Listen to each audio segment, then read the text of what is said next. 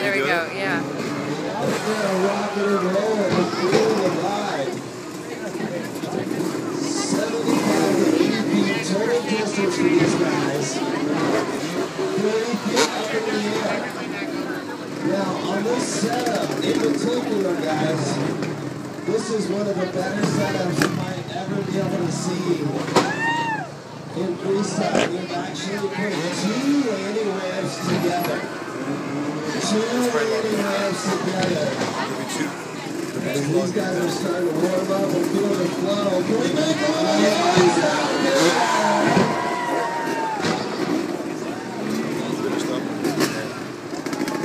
We are so appreciative, guys, of what these guys come out here and do.